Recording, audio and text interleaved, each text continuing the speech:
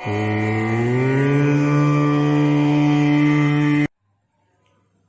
గురుభ్యో నమః. కార్తీక శుద్ధ ద్వాదశి విష్ణుమూర్తికి అత్యంత ఇష్టమైనటువంటి రోజు. కార్తీక మాసంలో వచ్చేటువంటి పంచపర్వాలలో కూడా ఇది ఒక రోజు. దశమి నుంచి పౌర్ణమి వరకు ఉండేటువంటి 5 రోజుల్ని పంచపర్వాలు అంటాం. అందులో ద్వాదశి కూడా ఒకటి. అటువంటి రోజున అంటే ముందు రోజు అయినటువంటి ఏకాదశి రోజు ఉపవాసం ఉంటూ భగవంతుని ఆరాధన చేస్తూ విష్ణుమూర్తిని ఆ యొక్క పరమశివుణ్ణి ఆరాధిస్తూ ఉన్నటువంటి ఆ యొక్క మానవులంతా కూడా జనులంతా కూడా ఆ ఉపవాసాన్ని విరమించేటువంటి రోజు, పారణ చేసేటువంటి రోజు. ఈనాడు ద్వాదశి నాడు విష్ణు ఆరాధనతో పాటు ఇంకా చేయవలసినటువంటి కొన్ని విశేషాలని మనకి కార్తీక పురాణం చెబుతోంది. కార్తీక శుద్ధ ద్వాదశి నాడు చక్కగా రోజు మాదిరిగానే ఉదయాత్పూర్వమే నిద్రలేచి స్నానాది కృత్యాలన్నీ కూడా పూర్తి చేసుకుని ఆలయంలో దీపారాధన చేయటం చాలా విశేషం ఈ 5 రోజులు కూడా. అటువంటి సందర్భంలో ఆ దీపారాధన చేసిన తర్వాత కార్తీక శుద్ధ ద్వాదశి నాడు ప్రత్యేకించి యజ్ఞోపవీతాన్ని దానం చేయడం చాలా విశేషంగా చెప్పబడ్డది కార్తీక పురాణంలో.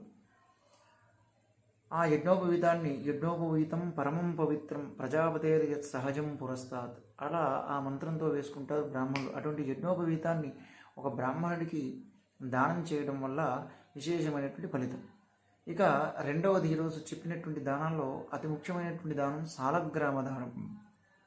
సాలగ్రామ శిలాచక్రే భువనాని చతుర్దశ.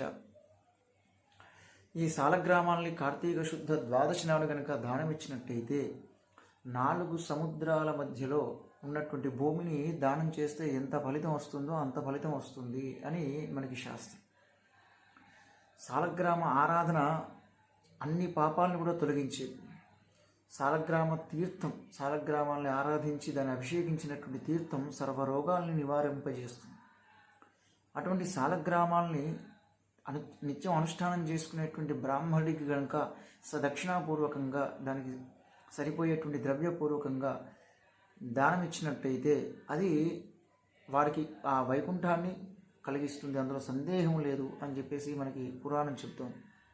దీనితో పాటు ఆ బ్రాహ్మణుడికి దానం ఇస్తూ బ్రాహ్మణ దంపతులకి కనుక ఈరోజు భోజనాన్ని పెట్టినట్టయితే అది ఉత్తమమైనటువంటి పద్ధతిగా చెప్తారు. ఒకవేళ ఏదైనా కారణాల రీత్యా భోజనం పెట్టలేకపోతే ఆ భోజనానికి సరిపోయేటువంటి ద్రవ్యాన్ని ఇచ్చినా కూడా భోజనం పెట్టినటువంటి ఫలితాన్ని పొందవచ్చు. ఇందుకు నిదర్శనంగా మనకి కార్తీక పురాణంలో కొన్ని కథలు కనబడుతూ ఉంటాయి. కాబట్టి ప్రయత్నం చేత కుదిరితే చేద్దాము అనేటువంటిది కాకుండా ప్రయత్నపూర్వకంగా కార్తీక శుద్ధ ద్వాదశి నాడు బ్రాహ్మణ భోజనము, యజ్ఞోపవీత దానము, సాలగ్రామ దానము, ఈ 3 చేయవలసినవి అని మనకి కార్తీక పురాణం చెబుతోంది. ఈరోజు ద్వాదశి నాడు చేయాల్సినటువంటి విధులని. ఓం స్వస్తి.